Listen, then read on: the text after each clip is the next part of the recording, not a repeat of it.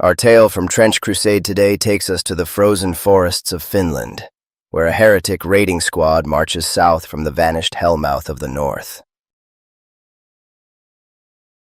They believe they are opening a road for invasion. Each stolen mile costs horses, blood, and men. Hakapelita riders hunt them through pine forest and frozen bog, while a war wolf strains at its chains and a faceless artillery witch follows without leaving footprints. But the last enemy waiting at the end of the road is not finish. It is the price of promotion. The Hellmouth vanished before we finished counting ourselves.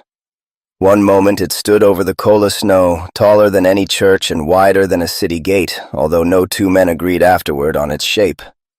I saw an arch made from red teeth. Niska claimed it was a wound held open by iron hooks. Kivi dropped to both knees and swore that he had glimpsed 9 black suns revolving beyond it, each inhabited by a different face of his patron. The next moment there was only burning forest. The red in the sky drew inward as if sucked through the eye of a needle. Brimstone hail stopped rattling against our helmets. The pressure behind my eyes released so suddenly that I vomited into the snow. By the time I wiped my mouth, the northern gate had gone and the world had become Finland again. Pine trees, frozen ground, and a darkness that seemed honest only because I knew what had occupied it.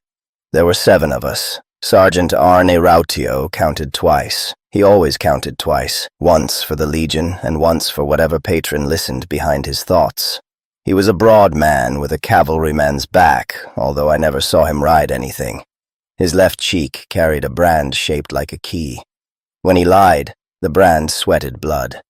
Niska was our scout, lean and old and nearly colorless after 30 winters campaigning in the north. Salo carried mines, wire, blasting caps, and an offended expression whenever anyone asked him to carry food. Vikara was chained to the war-wolf, or the war-wolf was chained to him. I was never sure which arrangement our quartermaster intended. Kivi had been a church deacon before a beautiful voice spoke to him from beneath an altar. He still knew all the prayers and recited them backward when we needed courage. Hure was the youngest. He stole socks, bacon, cartridges, and once 3 gold teeth from a man who had not finished dying. I was Eero Vananen, rifleman, interpreter when Finns permitted themselves to be captured, and the man usually ordered to crawl underneath things. Our 8th traveler waited beyond the scorched clearing. The artillery witch floated a hand's breadth above the snow. She wore a long coat of gray material that moved through the air was still. Her head had the size and general shape of a woman's, but no face. Smooth black membrane covered it from crown to throat, reflecting the fires in thin red curves. Her arms hung loosely beside her. The fingers were too long and had one joint more than mine. She had followed us through the gate. Nobody admitted inviting her. Sergeant Rautio walked close enough to address her, but not close enough to touch. "Do you belong to the 8th? The witch gave no answer. "The Prince of the North?" Nothing. "Ziminier?" At that name, she turned her blank head south. Rautio accepted this as an order. The Hellmouth of the North never appeared in the same place twice. Sometimes a generation passed between manifestations. Sometimes it tore itself open 3 times in a season. Red skies, forest fires, and corrupting fumes announced it, and war bands ran toward the wound from camps hidden across the Kola Peninsula. Most arrived too late. Those who crossed while it remained open found themselves on scorched snow with no supply line, no reinforcement, and the armies of the Church of the North gathering below them. Our orders were simple enough to survive translation through hell. March south, live from the enemy, break communications, and make the Finns guard every road. "A road for what?" Hure asked. Sergeant Rautio looked at the place where the gate had been. "For those who come after." That first day we walked through a land wounded by the manifestation. Snow had melted into black mirrors for half a mile around the clearing. Reindeer stood among the trees with antlers turned inward through their own skulls. A fox watched us pass, smoke spilling from its open mouth. The soles of our boots softened in patches where heat breathed up from beneath the ice. The warwolf loved it. It came through on all 6 limbs, dragging Vikara face first until Salo and I caught his chain. 4 legs bore its weight. Above them, a heavier pair of weapon limbs grew from the front of its armored torso, a shredding claw on the right and a siege hook in place of the left. Its maker had built it from a wolf only in the loosest devotional sense. Black armor enclosed the torso, stamped with foundry marks that crawled when stared at directly. Beneath its muzzle, where a jaw ought to have been, 2 toothed belts revolved in opposite directions. When Vikara fed it a strip of horsehide, the chainsaw mouth pulled the hide inward with a wet, mechanical cough. "What is its name?" Hure asked. "It had one," Vikara said. "The foundry took it back. So we called it Ukko, after a thunder god whose churches had failed to kill the name. By afternoon, ordinary snow returned. That made the cold worse. Hell heat left our clothes damp, and the damp froze. Niska found a north-south forestry track on a Finnish map nailed inside an abandoned charcoal hut. There were no villages marked for 60 kilometers, only lakes, bogs, and a thin road twisting between them. The absence of settlements did not mean the absence of eyes. At dusk, Niska crouched beside a spruce and pointed to a mark no bigger than my thumbprint. Frost had broken from the bark at stirrup height. 2 riders, he whispered. 1 brushed the tree. Less than an hour. Raudio spread us into the woods. Vikara led Ukko downslope and wrapped its chains around 3 pines. The witch remained on the road, floating south as if formations did not apply to her. I caught Rautio's sleeve. "She'll warn them. Then perhaps they are what she wants." That was my first lesson in serving beside an artillery witch. A weapon that ignored orders made every tactical decision resemble worship. We followed. The 2 Hakapelitas waited beside a blue-painted milepost. They wore white cloaks over layered armor and fur, rendering them almost invisible whenever they stopped moving. Their Finn horses were small, deep-chested animals with frost whitening the hair around their nostrils. One rider held a rapid-fire rifle across his saddle, the other rested a gauntleted hand near the brace of pistols fixed to his belt. They had seen the witch. They had probably seen all of us. Still, they turned their horses south and trotted away. Hure grinned. "Afraid." Niska struck him behind the helmet. "Inviting." The forest road curved downhill between thick pines. On our right lay a long lake covered by new snow. On our left, the ground climbed steeply through rock and roots. The riders kept just far enough ahead to appear catchable. Whenever the bend concealed them, hoofbeats slowed. Whenever we emerged, they accelerated. Rautio did not enjoy refusing an invitation. He ordered Niska and me into the trees on the left while the others advanced along the road. Our aim was to climb above the bend and fire down when the Finns wheeled. The Hakapelitas had selected the curve because it defeated exactly that response. The hillside ended at a granite cut hidden behind the pines. Niska and I found ourselves squeezed into a channel with rock on one side and the road below on the other. The riders vanished around the bend. Then their horses turned onto a narrow trail and climbed through the trees ahead of us. They had not retreated. They had circled. The first pistol fired from 6 paces. Niska pulled me down by my harness. The ball struck the granite where my mouth had been and sprayed stone into my cheek. Both horses came abreast along the narrow trail, their riders low behind armored neck plates. Pistols cracked almost together. Niska fired his rifle from the hip.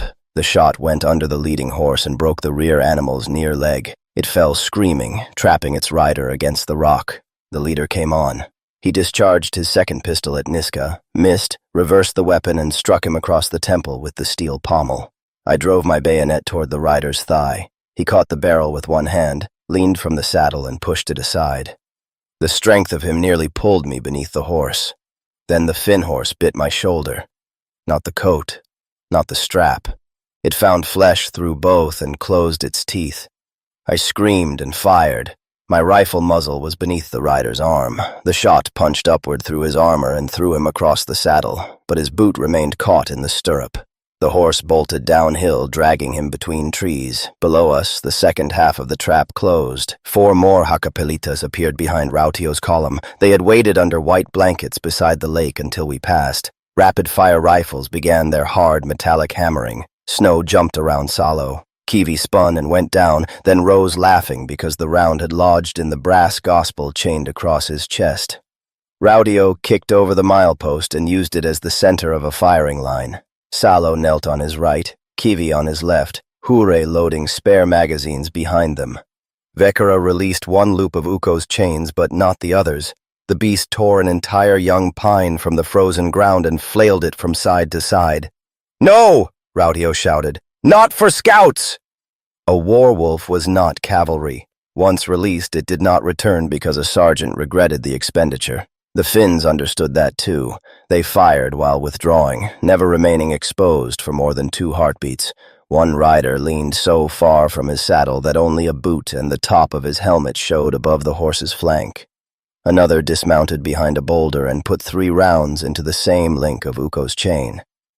Niska staggered onto the road with blood filling his left eye. I followed, working the bolt of my rifle. The Hakapelita, whose horse had broken its leg, had freed himself and descended behind us. He drew a saber as he came.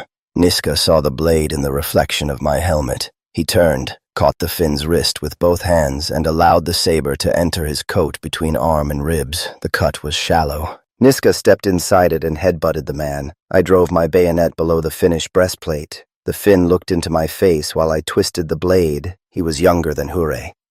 "Etelan," he whispered. "South." Then he smiled. The remaining scouts broke toward the lake. Niska wiped blood from his eye. "They know the ice. Don't follow." But the hell-warmed country behind us had sent narrow veins of water beneath the snow.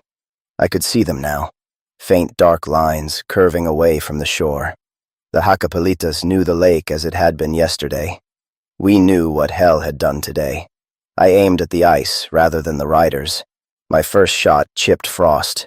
My second opened a black eye. Salo understood and fired beside it. Cracks raced outward with the quick branching sound of breaking glass. 2 horses cleared the weak place. The third punched through to its chest. Its rider rolled free, but one leg vanished into the water. He threw his rifle onto solid ice and tried to haul himself out. Hure ran forward, slid on his stomach, and took the rifle before shooting its owner through the throat. The 4th rider turned back for him. That was the part I remembered, not the killing, the return. He knew the squad was lost. He knew Uko might break loose. Still, he wheeled his Finn horse on the groaning ice and reached down toward his drowning comrade. Rautio put 1 round into the horse and another into the man. Both fell into the widening black water. Silence returned gradually. First, the rifles stopped. Then the lake ceased cracking. Last of all, the wounded horse on the trail stopped screaming. We took 3 white cloaks, 2 rapid-fire rifles, 4 pistols, a map case, and 6 small holy icons tied into the horse's manes. Kiwi spat on the icons, then pocketed them. Salo repaired Uko's chain. Niska stitched his own scalp while Hure held a mirror. The artillery witch had not fired a bomb. She floated among the hoofprints, bending close to each one in turn. "What is she doing?" I asked. Rautio unfolded the captured map. "Finding our road." "The road is here." He pointed south, where several Finnish routes joined near the Kemijoki River. "Not yet." That evening we ate horse meat beside a fire hidden in a drainage ditch. Sergeant Rautio told us the scouts' map marked a supply caravan due the next morning. Flour, lamp oil, ammunition, and chapel posts traveling toward a northern garrison. Salo calculated the explosives needed to stop it. Vekara fed the wounded horse's bones to Uko. Hure wore a dead rider's white cape and practiced the Finnish salute until Niska told him he looked like a prostitute blessing a bishop. For the first time since the gate closed, we laughed. I remember wishing the road might be long. 3 days south of the burned chapel, we found the tar road. It was not a road in the proper sense. It was 2 black runners pressed into snow, winding between pines whose lower branches had been hacked away for firewood. Frozen pitch lay in the ruts like dark glass. When the weak sun touched it, the whole forest smelled of ships, rope, caulking, hot planks, though the nearest honest sea was far behind us, and the only ships sailing north were iron hulks carrying pilgrims to die. Niska found the caravan before noon. He returned without breath showing at his mouth because he had learned to hold snow beneath his tongue and breathe through his scarf. 9 sledges, he told Sergeant Rautio. Tar, oats, lamp oil, 20 foot, 6 mounted, 2 priests in the middle, rear sledge has a bell under canvas. Kivi crossed himself upside down. A saint? Something heavy. Rautio studied the road through his field glass. Frost had silvered the old burn scars around his eyes. Escort? Hakapelitas. That word changed the temperature among us. Every northern child knew them before he knew his letters. Horse soldiers in white capes, pistols carried in pairs and sabers sharpened thin enough to pass through wool, flesh, and the first finger width of bone without slowing. The church printed them on recruitment cards as bright cavalrymen riding beneath the Lion of Finland. We knew the other picture, the low figures moving between trees, leading shaggy horses with cloth wrapped around their hooves, appearing inside musket range without bell or harness sound. They had hunted raiders from the Hellgate for 200 years. They nailed captured heretics to mileposts facing north so our patrons could watch them freeze. Rautio looked at each of us. We need the oats. We need the lamp oil. We leave the bell. Salo spat into the snow. Then why did hell give us hands? To obey with. We prepared the ambush where the road bent around a steep moraine. Salo bored 2 holes through the frozen bank and packed them with stolen mining gelignite, joining the charges with wire thin as hair. Hure crawled beneath the road bridge, a little timber affair over a stream buried under ice, and sawed halfway through its middle supports. Niska and I took the forward shelf, 30 paces above the bend. Kivi lay opposite us behind a fallen pine. Rautio waited with Salo at the trigger point. Vakara disappeared into the trees with the iron whistle he wore against his breast. We had acquired the warwolf 6 weeks earlier, if acquired is the word for chaining a thing after it ate its former master. Vakara called it Uko. It stood taller at the shoulder than a cavalry horse and carried armor plates riveted directly through folds of gray hide. Its 4 running legs crouched beneath the separate weapon pair, keeping the hooked limb free to drag down horse or wall. Its head seemed too large even for its body, its jaw reinforced with a brass cage and its yellow teeth marked with prayer scratches. Vakara fed it horseflesh soaked in his own blood so it would know him among other men. The caravan came at dusk. First came 2 skiers with short rifles held across their chests. Then 4 cavalrymen walking their horses, white cloaks mottled with soot, reins loose, eyes never still. The sledges followed in pairs, their runners whispering. Drivers hunched beneath reindeer skins. Armed townsmen walked beside them with blue militia bands sewn around their sleeves. Near the center, a square thing under red canvas swung from chains. Each sway made a dull iron knock. No one spoke. No one smoked. Even the horses had been muzzled. Niska waited until the lead skier passed beneath us. He shot the second. The man folded with his pole still planted. My target was the leading horseman. I put the bead beneath the rim of his helmet and fired. His head snapped back, but before he struck the ground, the forest erupted. Salo's charge lifted the road in a black fan of snow, stones, and broken pine. The first sledge turned sideways, its barrels tore free and rolled among the horses. Kivi rose behind his log, shouting the litany of the open wound, and worked his light machine gun across the column. Men dropped flat. A horse reared with its chest opened in 3 red mouths. Hure pulled his rope. The weakened bridge gave beneath the last 2 sledges and tipped them nose first into the frozen stream. Then the Hakapelitas showed why their names survived every war. They did not flee the blast. The 3 still mounted drove straight into it. One jumped the overturned lead sledge. Another leaned beneath Kivi's burst so low his cheek brushed his horse's mane, firing a wheel-lock pistol from under its neck. Kivi's helmet rang and spun away. The 3rd horseman turned across the road, presenting no target longer than a heartbeat, and flung a glass bomb uphill. It burst against our shelf in white fire. My coat caught at the sleeve. Niska smothered it with snow and kicked me behind a spruce as pistol balls chewed the trunk. Below, militiamen dragged sacks from a sledge and made a breastwork in seconds. Rifles began firing by rank. The first volley cut twigs around us. The second was lower. "They knew," Niska said. The red canvas fell away from the central load. There was no bell beneath it. There were 6 Hakapelitas crouched inside an armored wagon, packed knee to knee around a swivel gun. The gun fired uphill. Iron scraps struck the shelf like a giant fist. Niska vanished in snow and shattered bark. Something hit my breastplate hard enough to stop my heart. I rolled down slope between the pines, struck a root, and found myself staring through branches at the road. The hidden cavalry were already dismounting. 2 went for Kivi. 2 climbed toward us. The others moved on Rautio's position with sabers drawn. It had been bait from the start. Real supplies, real drivers, just enough weakness to tempt hungry men. 1 Hakapelita came up the slope sideways, placing each boot with care. His helmet bore a small silver horse nailed over the brow. I fired from the ground. The shot struck his cuirass and turned him half around, but did not put him down. He fired 1 pistol, drew the second, and kept coming. I worked the bolt. Frozen dirt jammed it halfway. His second ball tore through my hood above the ear. Then he was on me. He stamped on the rifle, drew his saber, and cut downward. I caught his wrist in both hands. The blade entered the snow beside my neck. He smelled of leather grease and clove tobacco. We struggled without words, faces close, each watching the other understand how he would die. I drove my thumb into the gap beneath his visor. He bit through the end of my glove. His saber moved another inch. I pulled the trench knife from my boot and put it under his arm 3 times. The first found mail. The second found cloth. The third slid into the hilt. He sighed against my face and became terribly heavy. Below us, the counter-ambush closed. Sallow had lost the detonator hand, but held the wire between his teeth and a pistol in the other. Hure fought beneath a sledge, shooting at ankles.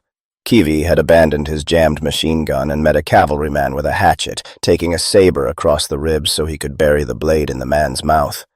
Rautio stood in the road firing with both hands, stepping backward with every shot, never wasting one. The swivel gun crew began turning their barrel toward him. Vikara blew his whistle. Ukko came through the trees. It did not howl.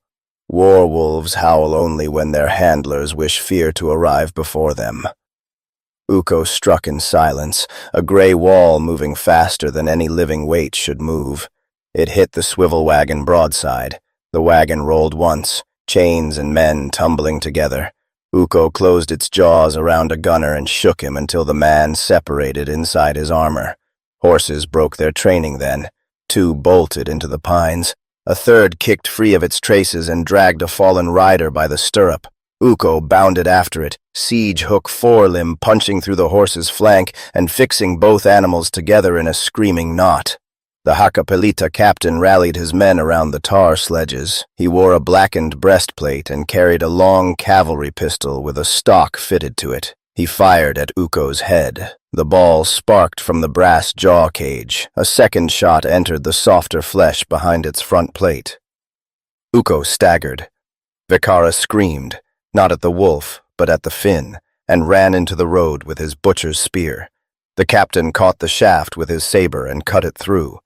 Vikara continued forward, holding half a stick. The captain's next stroke opened his cheek to the teeth. I reached the road in time to shoot the captain's horse. It collapsed under him. Rautio crossed the distance before he could rise, kicked away his pistol, and lowered his own muzzle to the man's eye. "Who sold us?" Rautio asked. The captain smiled through blood. "You did. Every corpse you left pointed south." Rautio shot him. The remaining Finns withdrew by pairs, one firing while the other dragged wounded. Niska, bleeding from a dozen splinter cuts, killed one at the tree line. Kivi wanted to pursue. Rautio stopped him with a hand against his chest. We held the road, though it did not feel like victory. 11 escorts and 5 drivers lay dead. 2 militiamen still cried beneath the overturned wagon until Salo went among them with his pistol. We had lost no man, which seemed miraculous until we counted what had been taken from us in flesh. Salo's left hand ruined, Kivi's ribs opened, Vikara's face divided, my ear hanging by a strip, Ukko leaking dark blood into the snow. Hure climbed into the false bell wagon and found church survey maps, bags of consecrated silver shot, and a list of northern settlements marked beside dates. Our raids were written there. The Finns had been studying us. Rautio burned the list without letting us read past the first page. We took 3 sledges of oats and lamp oil. We took the Hakapelitas' white cloaks. We took their pistols and the little silver horses from their helmets. Vakara walked beside Ukko through the night, one hand pressed into the wound behind its plate, whispering to it as if to a fevered child. At dawn, I saw Sergeant Rautio hang the dead captain's silver horse around his neck. He caught me looking. "Patrons count trophies," he said. I thought he meant all of ours. We hid the stolen sledges in a charcoal burner's hollow and remained there through the next day. It was the first time since the gate vanished that nobody fired at us for 12 consecutive hours. The hollow held a turf-roofed hut, a clay oven, and stacks of split pine arranged around a black pit. Smoke from old burns had entered the snow until each footprint exposed gray layers beneath the white. Niska set warning threads between the trees. Salo inspected them afterward and moved everyone by the width of 2 fingers, explaining that Niska tied knots like a man with ambitions to be discovered. "I am missing less hand than you are missing manners," Salo said. "Your manners were in the fingers you lost." Salo considered that. "Then the Finns may keep them."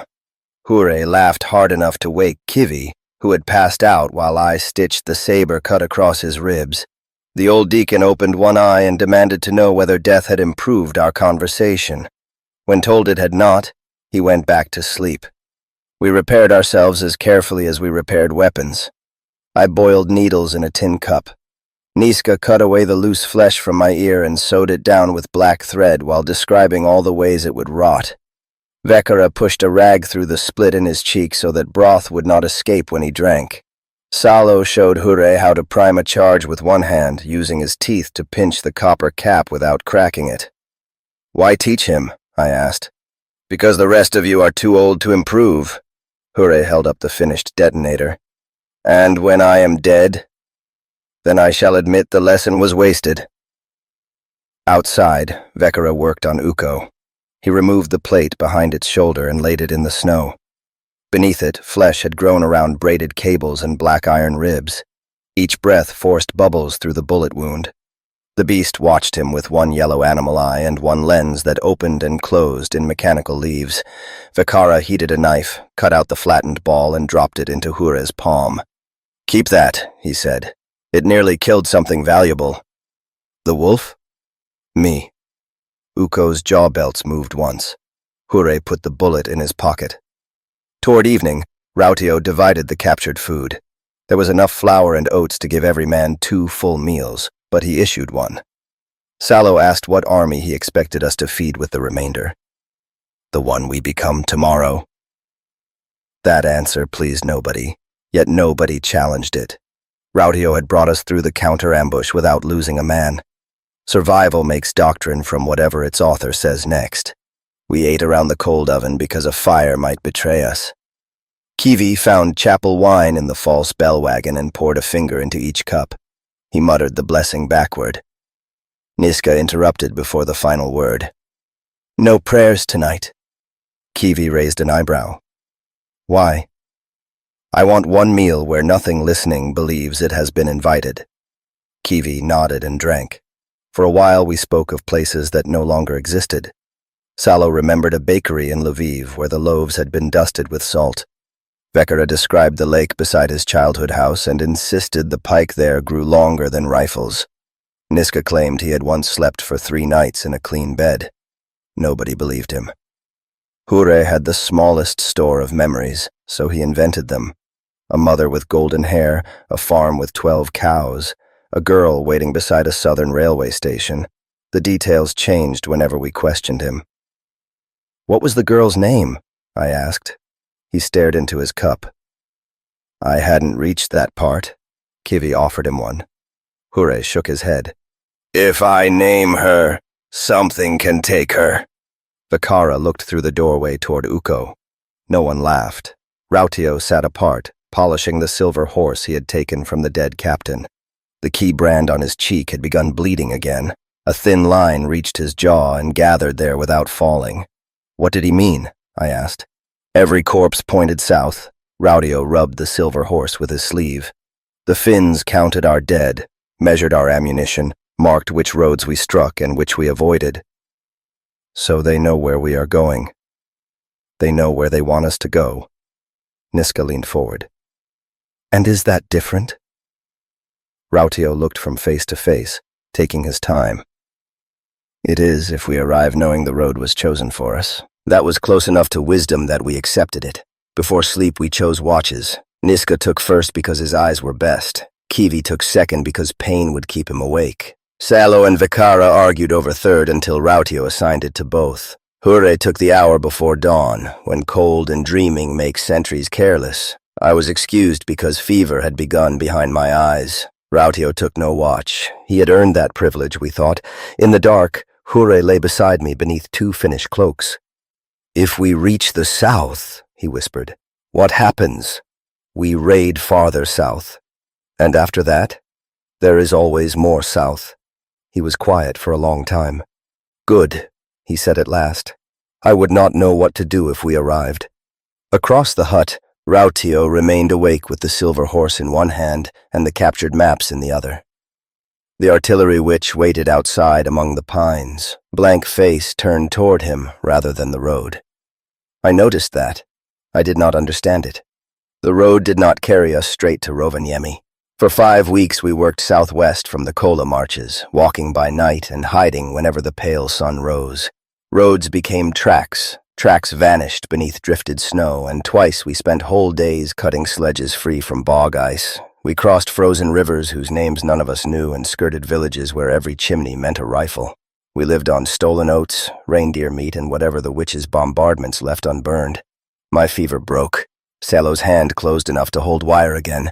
Uko's damaged leg stiffened but bore its weight. Behind us, mileposts burned and telephone lines sagged from their poles. Ahead, each captured map carried the same name in heavier ink. Rovaniemi. Rovaniemi had 3 rings of warning bells. The outermost hung in forest chapels and charcoal camps. The second followed the river villages. The innermost stood on tiled towers among the rail yards, warehouses, and red-roofed workers' quarters. If 1 ring sounded, the Hakapalita saddled. If 2 sounded, the bridges were mined. If all 3 spoke together, every loyal gun for 30 miles turned north. Our orders were to make all 3 rings lie.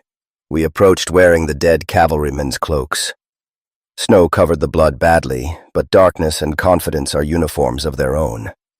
Niska rode first on the least frightened captured horse. Vikara and Uko remained in the forest. The wolf's left front running leg could barely bear weight beneath the raised siege hook, and no white cloak could make it finish. The target was not the city. 7 men could not raid Rovaniemi and remain 7 men. We would strike its nerves, the outer telephone exchange, the remount barn, the narrow-gauge rail siding, and the shrine where signalmen received their firing codes. At the charcoal checkpoint, a home guard boy raised his lantern. Niska answered him in Finnish, using the flat Western accent he had learned before apostasy. The boy stepped closer. He saw the black crust beneath Niska's collar where our initiation brand climbed his neck. His mouth opened. Hure leaned from the saddle and caught him by the scarf. I took the lantern. Salo pushed a knife through the boy's coat and held him upright until his boots stopped scraping. We laid him beneath stacked cordwood and rode on before his companion returned from pissing. The telephone exchange occupied an old schoolhouse surrounded by wire. Hure entered through a coal hatch. A minute later, the rear door opened and a sleepy operator appeared with his braces hanging loose. Hure stood behind him holding a razor to his throat. Salo worked despite his bandaged hand. He cut the northern line, joined the eastern circuit to the outer bells, and fixed a field telephone to the wire. At Rautio's signal, Kivi rang the chapel alarm 3 miles away. The exchange board woke in a crown of tiny lights. Operators shouted. Calls arrived from villages, garrisons, railway posts. Salo crossed 2 more wires. Now the cavalry barracks heard that heretics were attacking east. The eastern posts heard that the river bridge had fallen. The river guard heard orders to reinforce the northern road. War, Salo once told me, was a room full of blind men shouting where they believed the door to be. We left the operators alive, but tied them beneath their desks with mouthfuls of carbon paper. Mercy had nothing to do with it. Dead lines meant sabotage. Confused lines meant panic. At the remount barn, panic had already arrived. Stable boys led horses into the yard while a lieutenant tried to form 6 cavalrymen beneath the bell tower. We entered at a trot. Raudio raised the dead captain's silver horse. "Raiders on the Kemijoki Road," he called. The lieutenant looked at the token, then at Raudio's burned eyes. He hesitated half a second. Raudio shot him through the mouth.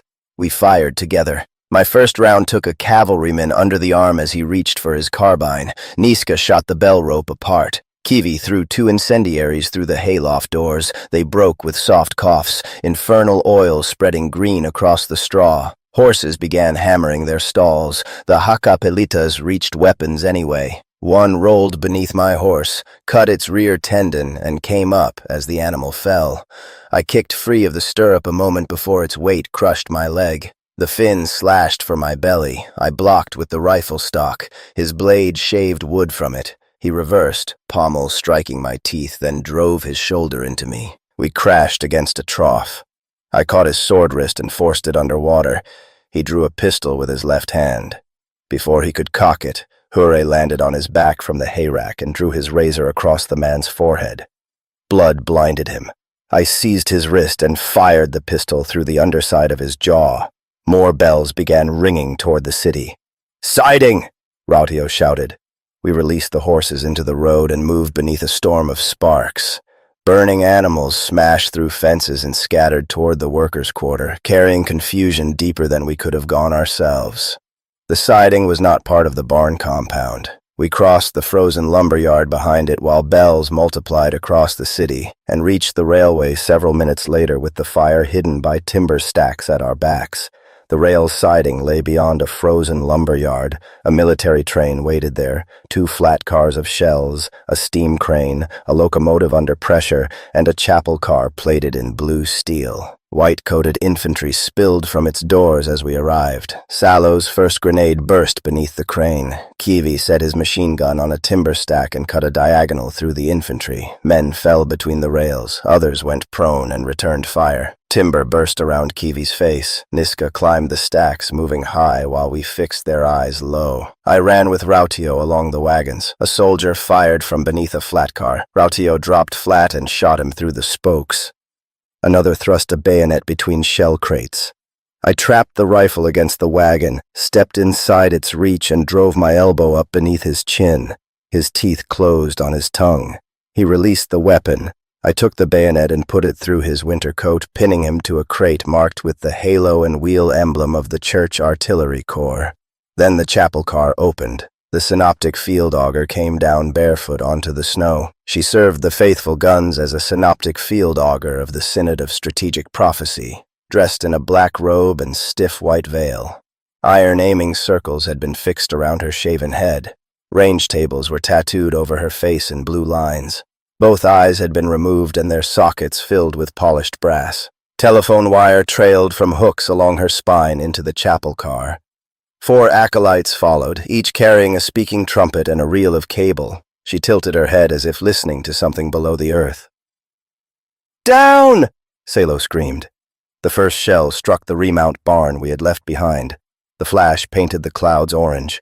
3 breaths later, a second struck the telephone exchange. The old schoolhouse rose whole from its foundations and came apart in the air.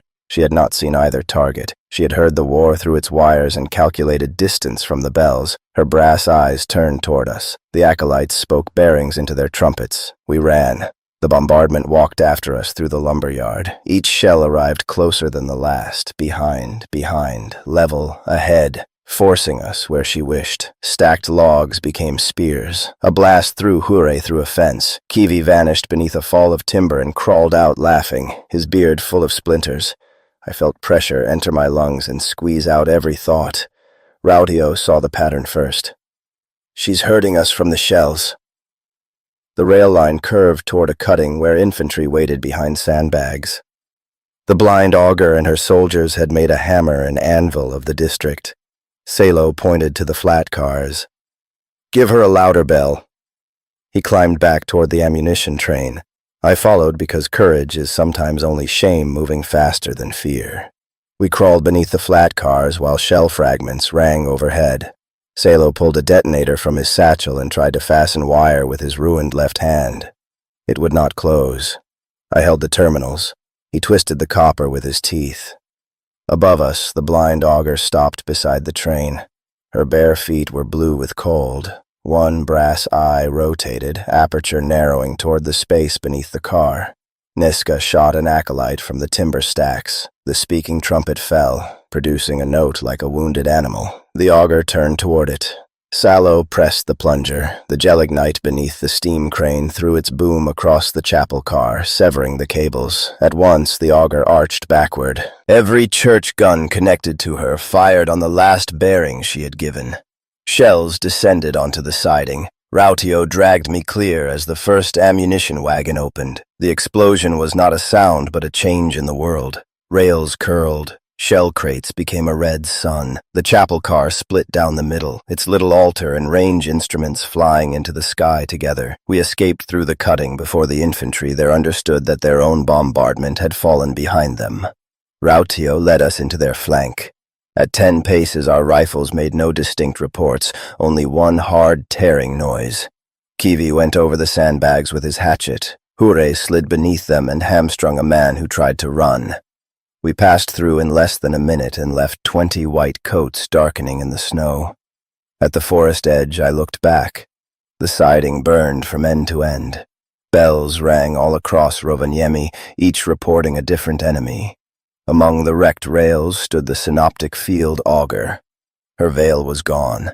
One aiming circle hung broken beside her head. She held a severed cable in each hand like the reins of invisible horses. She turned her blind brass face exactly toward me. Then every surviving gun in Rovaniemi began to fire. For 2 nights the Hakapelitas hunted us south. They did not chase in a line. They moved on both flanks, showing a rider here, a ski track there, a cooking fire left warm where no man remained. They drove us away from farmsteads and frozen roads toward the bog forest where spruce grew out of black water and snow concealed holes deep enough to swallow a horse. The wounded augur guided them. At intervals, a ranging shell fell far behind us.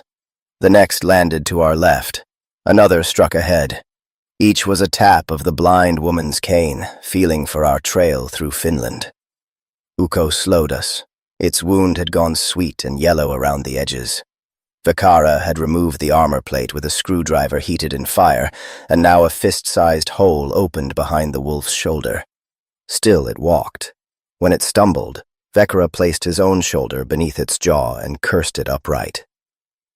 "Leave it," Kivi said on the second morning. Vakara looked at him through the red seam in his cheek. "Leave your god first." Kivi touched the inverted cross branded into his brow. "Mine can keep pace." Rautio ended it. "The wolf comes." Vakara bowed his head. I saw gratitude there, and saw Rautio notice it. Near dusk, Niska returned with bad news. "Riders east and west, ski troops behind. River ahead is open at the center." "How many?" "Enough." We entered the bog. Salo chose our ground, a low wooded island surrounded by reed beds and skin ice. One narrow path approached from the north, laid long ago with logs submerged beneath moss. Everywhere else a man risked going through to the waist. The island held 3 twisted pines, a hunter's blind, and the stone footings of a chapel swallowed by the mire. We worked until dark. Salo laid mines beneath the log path and marked them with sprigs angled left. Hure strung piano wire between the reeds at throat height for skiers. Niska made 3 false firing nests and connected their white rags to cords so they would move like men. Kivi built Molotovs from the lamp oil we had stolen. I cut loopholes through the hunter's blind. Rautio placed each of us and then walked the position again, memorizing where we would be. Vakara brought Ukko beneath the ruined chapel arch. "Stay," he told it. The wolf lowered its vast head to its paws. Snow began falling after midnight, soft enough to erase the enemy as they came. We heard the horses first, not hooves, but breath and the tiny complaint of leather under strain. Niska pulled the first cord. A rag moved in the western nest. 3 carbines fired. The false head jumped. Kiwi answered from the east, moving his burst between muzzle flashes. A man cried out. The Hakapelitas shifted immediately.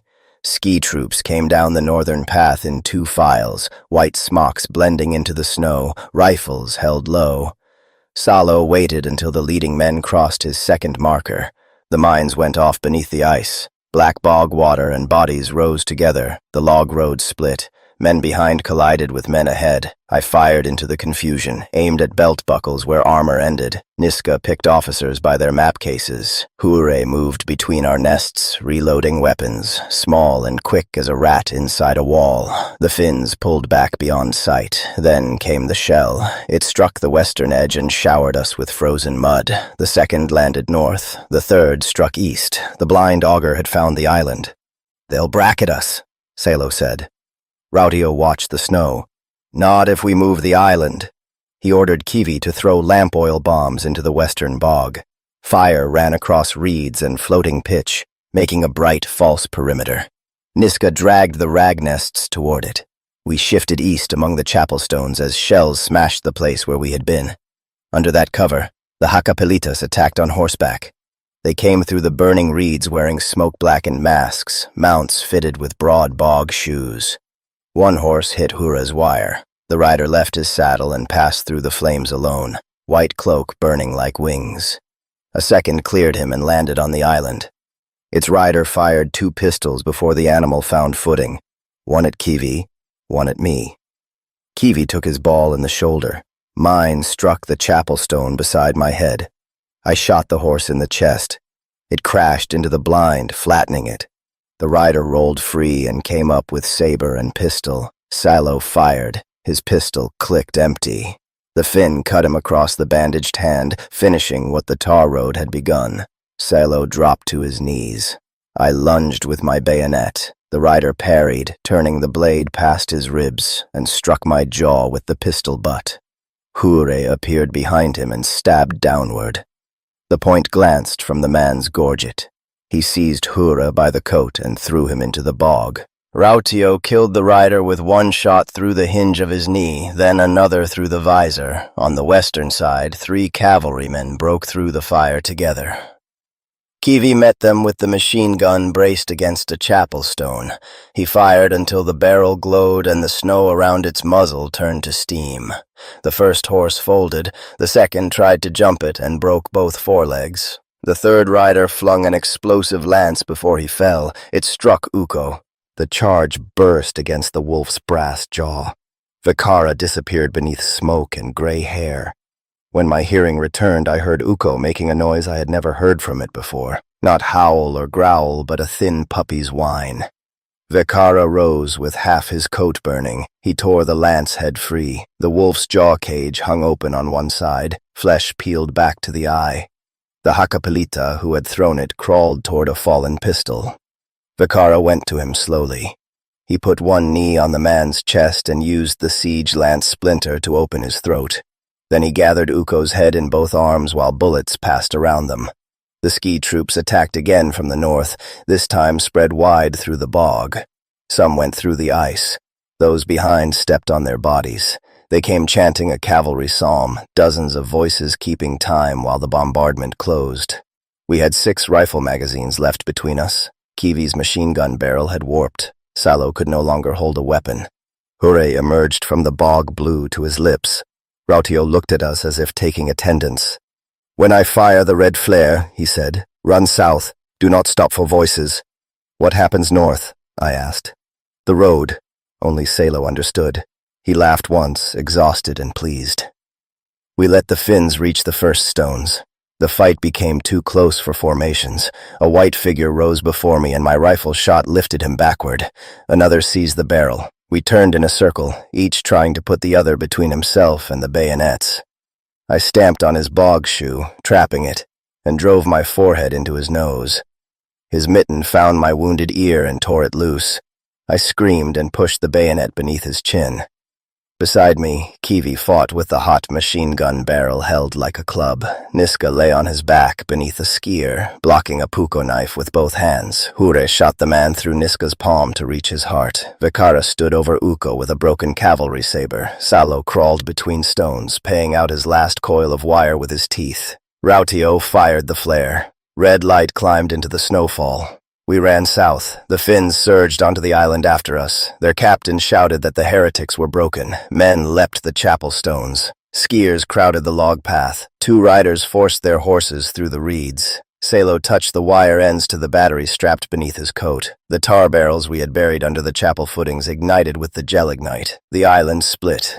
Stone, fire, and black water swallowed the pursuit. The old chapel foundations rose like thrown dice. Burning tar spread across the opened bog, clinging to men who tried to swim. One Hakapelita rode out through the flames with his horse's mane alight. Rautio waited on the southern bank and shot him from the saddle. We escaped beneath the red flare while the augur's next salvo fell on her own cavalry. Not every Finn died on the island. A scar-faced patrol leader came through the southern birches ahead of us, limping from the blast and holding a long-barreled pistol in both hands. His white cloak burned along one hem.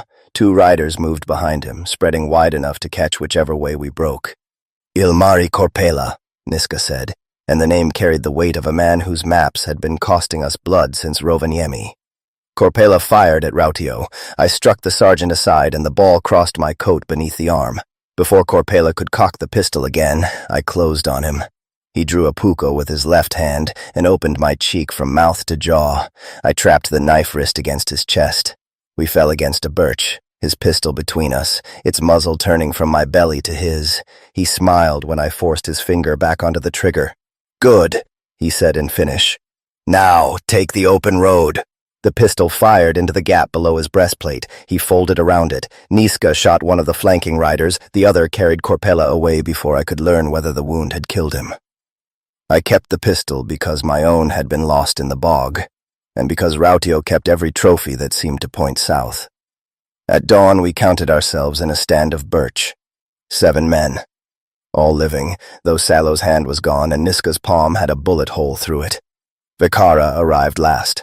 Behind him came Ukko. The warwolf dragged its wounded left running leg while the separate siege hook hung ready above it. Half its brass jaw swung with each step. It reached Rautio, lowered its head, and waited. Rautio placed his hand on the uninjured side of its muzzle. "Good beast," he said. Vikara began to cry then, soundlessly, perhaps because he had no strength left for shame.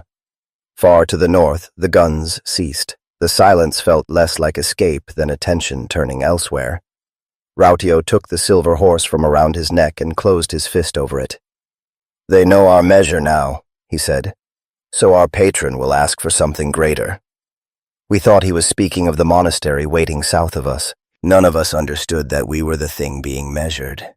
There were still 7 of us when the forest opened and showed us the monastery. Sergeant Rautio, Niska, Salo, Kivi, Hure, Vikara, me. The white hunt had reduced each man without quite killing him. Niska's left hand was holed through and bound around his rifle stock. Salo's detonator hand ended in a blackened dressing. Kivi carried a pistol ball in his shoulder.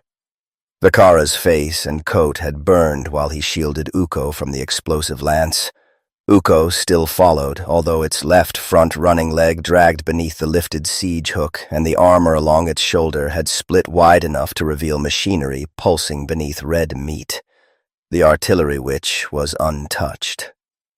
The monastery stood on an island joined to the shore by a low tongue of ice.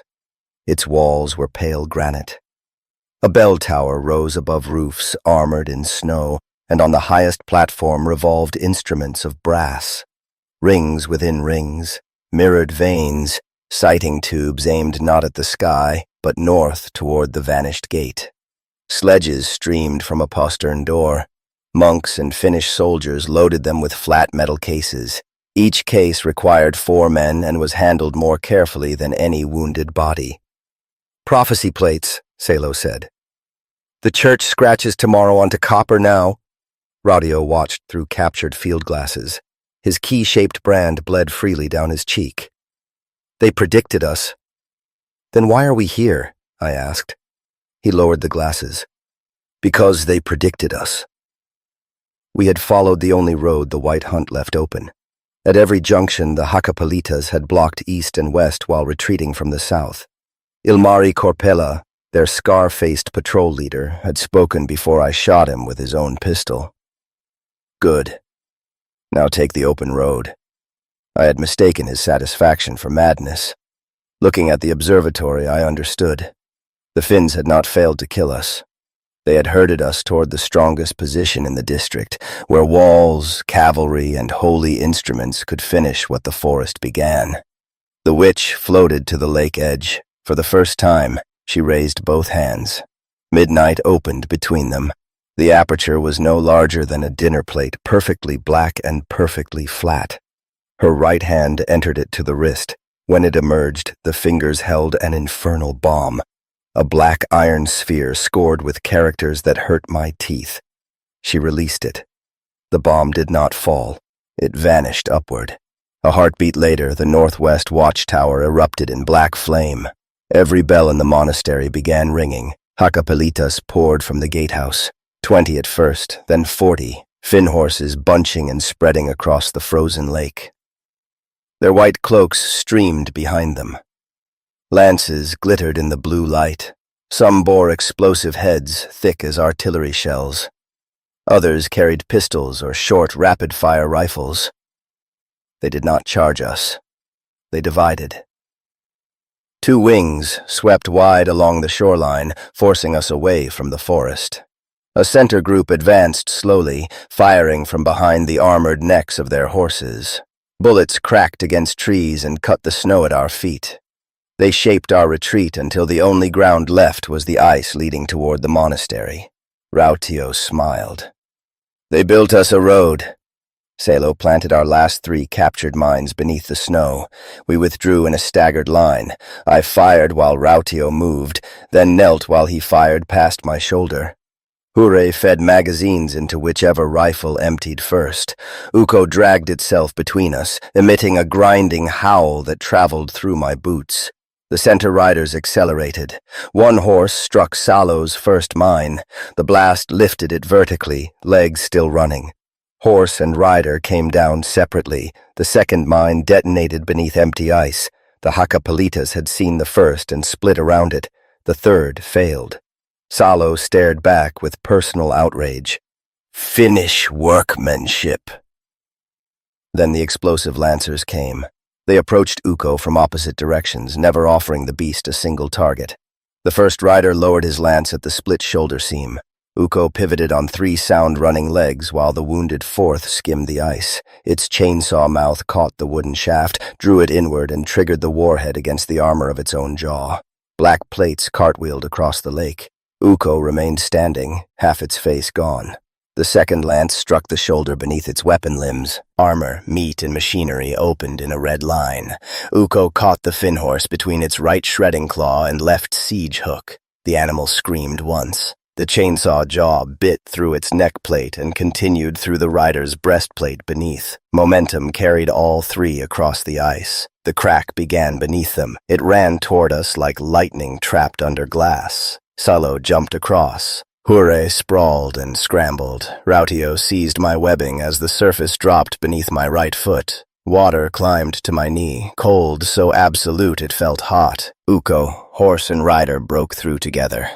For several seconds the beast fought beneath the ice. Its hook broke through once, followed by the right claw gouging a separate trench. The chainsaw mouth churned black water into pink foam. Then the maker marks upon its armor dimmed, one after another, and the lake closed over it. Vakara had once said the foundry took back the names of warwolves because a named creature might imagine it belonged to itself. I whispered the name we had chosen for it. Ukko. The foundry could take back its maker marks. It could not take that. The witch's bombardment walked ahead of us. A bomb destroyed the lakeside barricade. Another opened the gatehouse. A third landed beyond the wall and sent roof tiles spinning into the sky.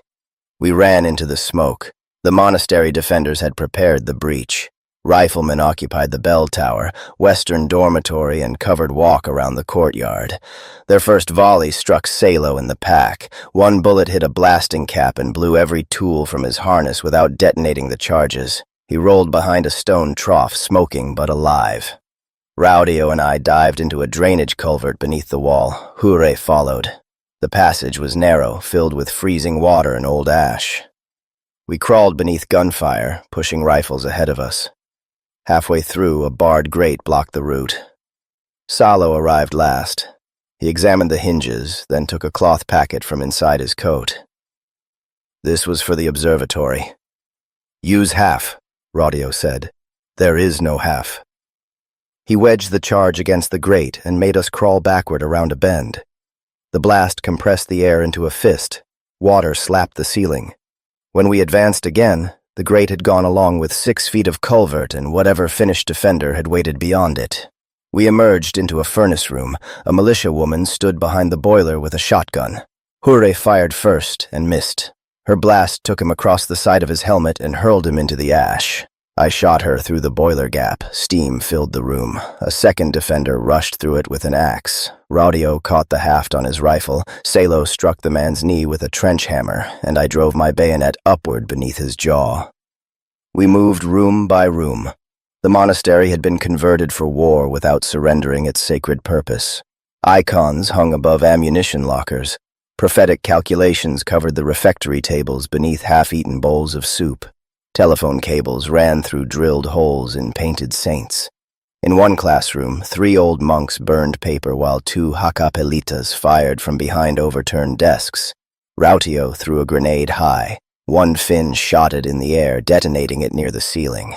Plaster and fragments rained downward. Salo rolled his grenade along the floor. It passed beneath an icon screen and exploded behind their cover. We crossed before the smoke cleared. A wounded Hakapelita fired a pistol through Salo's coat. Salo trapped the man's wrist under his boot and drove the trench hammer twice into the helmet. Hure found a rapid-fire rifle on a dead defender and emptied it through the next door without looking. Someone screamed beyond it. Raudio slapped him. "Count your rounds." I counted him. Men lie. Ammunition does not.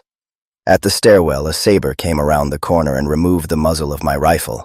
I fell backward. The Finnish rider, dismounted now, white cloak burnt brown, descended after me with the blade held two-handed. He cut at my neck. I caught it on my bayonet lug, kicked his ankle, and fired Corpela's captured pistol into his belly. He folded but did not fall. His left hand seized my collar. His right raised the saber again. Hure shot him through the cheek. "You crawl under things," he said. "I shoot over them." It was the closest he ever came to saying he liked me. We reached the courtyard as the world changed. Black aiming circles opened across the snow. One appeared beneath the stone trough where Salo had taken cover.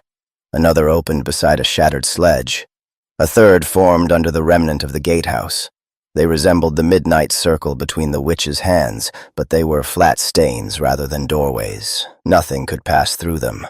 They marked angles, distances, and bearings for a weapon whose guns waited beyond the world. I understood what I had seen without understanding how. At the tar caravan, the witch had left a black iron object beneath a wrecked sledge. At Rovaniemi, she had placed another inside the ruined signal shrine. During the White Hunt, she had paused beneath the ruined chapel arch and pressed something into the earth. We had not simply crossed Finland. We had driven ranging stakes into it. The marks turned our raids into points upon a diagram. The monastery lay at their center. Our hunger, our blood, and every Finnish counterattack had calibrated her bombardment and taught the next company which roads the enemy would defend. Snow began falling upward. Bells rang inside my teeth. The witch reached into darkness and retrieved an infernal bomb.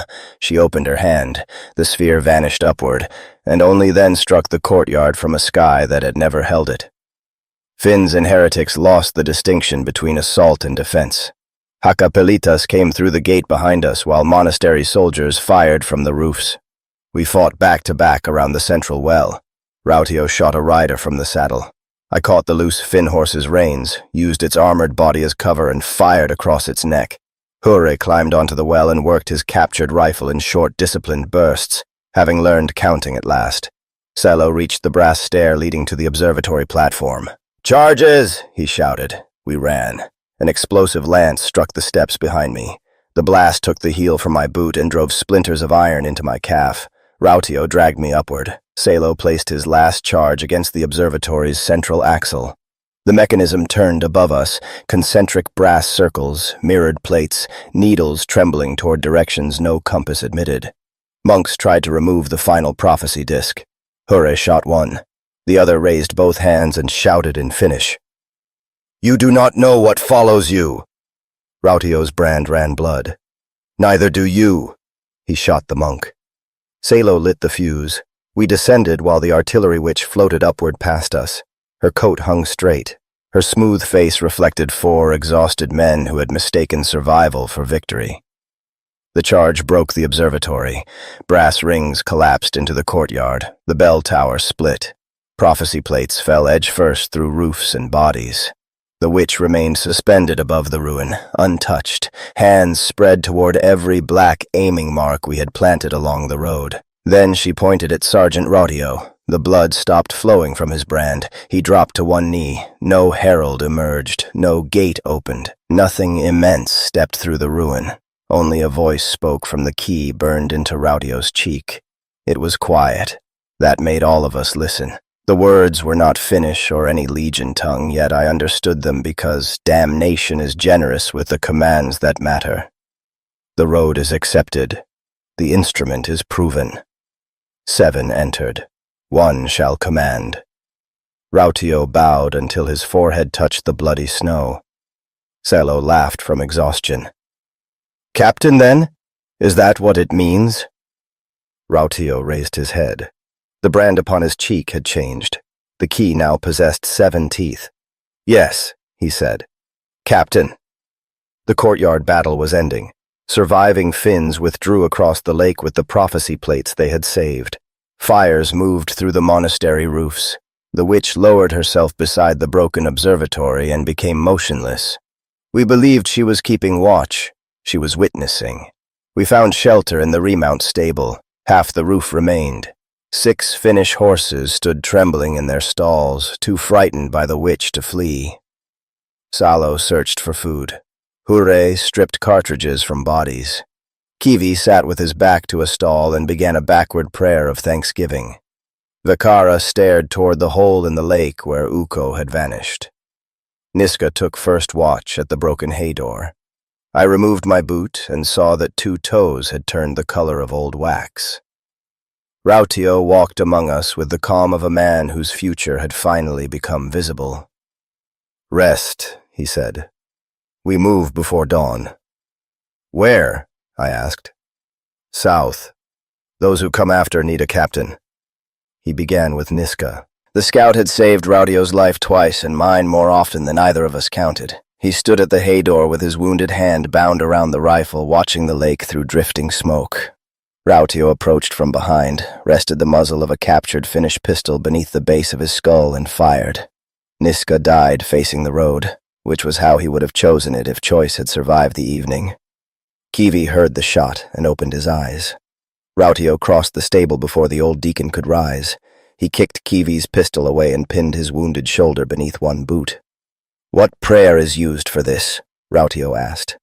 Kivi studied the 7-toothed key burning in the sergeant's cheek. Understanding arrived without surprise.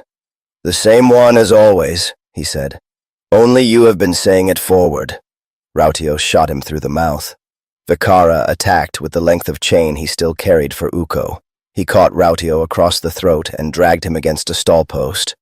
For several breaths, I thought grief might do what cavalry and prophecy could not. Then Rautio drew Salo's utility knife and cut behind Vakara's knee. When the handler fell, Rautio looped the chain around his neck and pulled until the links stopped shaking. The 3 killings occupied less time than it takes to recite a creed. That was Rautio's real talent. He could reduce anything, a march, an ambush, a friendship, to the work required. He embraced Salo. That should have warned me. Rautio had never embraced anyone. Salo had served with him for 11 years. They had crossed the Carpathians, survived the iron floods at Przemyśl, and eaten a lieutenant together during the winter of empty wagons. Salo closed his eyes and gripped the back of Rautio's coat. Rautio slid Ilmari Corpella's Finnish pistol beneath Salo's ribs and fired twice. The shots sounded small after the battle. Salo stepped backward, surprise more visible than pain. He looked down at the smoking holes, then at Rautio. "Why?" "Because you would ask that." Rautio fired a third time into his heart. Hure was in the loft. I heard the rapid-fire rifle's bolt snap closed above us. Rautio kicked me behind a stone manger as Hure fired. Bullets stitched the stalls, killing 2 horses. Rautio rolled beneath the partition and shot upward through the planks. Hure screamed. His rifle fell. I drew my pistol. Rautio aimed at me from the other side of the stable. For a moment, neither of us fired. "The patron's test," I said. "My patrons. We made the road. You made me." The key brand on his cheek shone red. Behind him, the artillery witch watched through the open stable door. I thought of Niska pulling me beneath that first pistol shot. Vikara burning while he tried to turn Ukko away from the remount barn. Kivi standing over us in the bog, reciting a prayer backward while the Hakapelita sabers came. Salo sharing his last dry match. Hure shooting the man on the monastery stairs. Hell had not made us love one another. Cold had. Hunger had. The small mathematics of ammunition and watches and who could still feel his feet had done what sermons could not. That was why the test required it. Rautio wanted me to understand before he killed me. Pride had always been the only luxury he carried. I shot first. Corpella's pistol had 1 round remaining. It struck Rautio high in the shoulder and turned him halfway around. I lunged across the manger. He fired. Heat crossed my jaw. We collided among the dead horses. His wounded arm could not hold the pistol. He drew his knife with the other hand. I trapped his wrist against a stall post and drove my shoulder into his chest. He bit my ear. I drove my knee between his legs. We fell into blood and straw, each trying to reach a weapon. Rautio's fingers found Salo's wire spool. Earlier, on the caravan road, Salo had taught us a trap. Loop the wire at ankle height, run it around a tree, attach the far end to a grenade pin. Rautio looped it around my throat instead. He braced a boot against my spine and pulled. The wire entered the skin. I clawed backward. My fingers found a broken horseshoe, then Salo's trench hammer beneath the straw. I swung behind me and struck Rautio's wounded shoulder. He released one end. I turned, choking, and hit him across the mouth. 3 teeth landed in the straw. He smiled through the blood. "Good," he said. "Make it worthy." He drew Salo's knife from the dead sapper's belt and came at me. The stable became the whole war. No cavalry, no bombs, no prophecy. 2 exhausted men slipped in horseblood and used everything they knew about each other. I knew he fainted low when his left shoulder hurt. He knew I watched a man's eyes instead of his weapon. He looked toward my throat and drove the knife into my thigh. I caught his wrist and broke 1 finger against the manger. He struck my jaw with the heel of his hand. I bit the broken finger until it came away at the joint. He drove me backward through a stall gate. Above us, Hure groaned. Rautio glanced upward. I used the moment.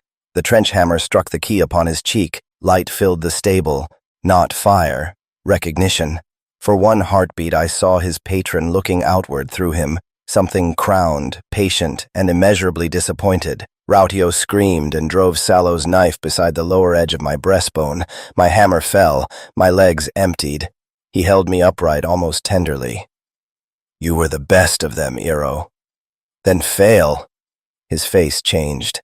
I had found the only blade left to me. "Spare Hure," I whispered. "Tell your patron you chose." For a second, only one, I felt his grip loosen. Then he pushed the knife toward my heart. The stable went dark. At least, that was what he believed. The blade had entered beside the breastbone, where the brass gospel icon I had stolen from Kivi after the white hunt lay beneath my coat. I had mocked him for carrying it. He had claimed a prayer remained useful even backward. The icon caught the point and turned it outward along a rib, cutting a shallow channel through muscle instead of entering the chest cavity. I lay among the horses and listened. Rautio climbed to the loft. Hure cursed him. There was a struggle, then a single pistol shot. A burning roof beam, loosened by the fighting, struck the loft boards and brought half the hayrack down between them. Rautio fired twice more through the falling straw. Something heavy dropped on the far side. Flames climbed the collapsed partition before he could cross it. Boots descended. Rautio moved through the stable, checking bodies. He paused beside me. I let blood fill my mouth and did not breathe. His boot pressed my wounded thigh. I did not move. He returned to Niska, Kivi, Vekara, and Salo. He placed a fresh round into each body, not because death required it, but because promotion did. Then he came back to me and lifted the pistol toward my eye. Outside, marching boots entered the courtyard. The new company had arrived early. Their lieutenant called Rautio's name through the smoke while the stable roof sagged above us. The witch raised one long hand. The voice spoke again. 7 entered. The order is obeyed. The road grants rank. Rise, Captain Rautio. Rautio began to weep, not from grief, from relief. His patron had judged the choice, not counted the corpses. Rautio lowered the pistol without firing again and stepped outside to receive his command. Fresh voices answered beyond the courtyard. Men marched from the forest road, a new Heretic company, 40 troopers who had crossed by routes our raids had emptied of defenders. They entered the monastery beneath a banner I did not recognize and hailed the man standing among our bodies. Captain Rautio told them the 7 of us had died taking the observatory. That was true enough for soldiers. He said we had begged him to continue south. The brand on his cheek did not bleed. I woke beneath Salo's body at noon. The new company had gone. So had the artillery witch. The black aiming marks had faded, leaving circles where snow refused to settle. Finished dead filled the courtyard. Smoke leaned south with the wind. Someone else breathed in the loft. I climbed with one working leg and found Hure beneath 2 dead horses' blankets. Rautio's shot had entered his cheek and left beside his ear. Teeth and tongue showed through the wound. One eye opened when I touched him. "Did he pass?" Hure asked. The words bubbled. "Yes." "Good." I thought fever spoke. Then he gripped my wrist. "Means he can lose it." We remained in the monastery for 3 days. I stitched Hure's face. He cleaned the wound beside my breastbone and packed it with cloth boiled in altar wine. We ate Finnish oats and strips of horse meat. At night, Hakapelita patrols circled the island but did not enter. Perhaps they mistook our fire for a heretic garrison. Perhaps they knew exactly what lived among the ruins and chose patience. On the 4th morning, a wounded Finnish rider approached alone. He carried no lance. His right arm hung in a sling. I recognized him as one of the men who had evacuated the prophecy plates. He recognized Ilmari Korpela's pistol in my hand. "You killed him?" he asked. I thought I did. He thought so too. The rider glanced toward Hure, whose bandaged face made him look like a badly wrapped corpse. "Your captain marches south." "Our captain died here," I said. It was the first lie of the new war. I traded Korpela's empty pistol for 2 white cloaks, dried fish, and directions to a charcoal settlement abandoned beyond the lake. The Finn accepted because he wanted the pistol returned to Korpela's family, or because he wanted us to follow the route he gave. In Finland, those were often the same bargain. Hure and I traveled south after Rautio, not as avengers. Avenging implied innocence, and neither of us possessed enough for the word. We still served hell. We still robbed isolated farms and killed when hunger demanded it. But patrons have rivals, and rivals value whatever another patron has paid dearly to create. Rautio had command now. Soon he would have a banner, a fortress, perhaps an entire northern legion. Men would tell stories of the road his 7 companions opened. He would repeat our names during feasts and promotions. Each telling would make the lie smoother. Hure intended to build a band from deserters, Finnish outlaws and heretics whose patrons had abandoned them. I intended only to live long enough to see Rautio recognize us. We had made the Finns guard every mile, only to learn that the road led through us to Rautio's rank. Captain Rautio marched south, believing all his old soldiers dead. Behind him, two ghosts followed the road. One wanted his life, the other wanted his patron.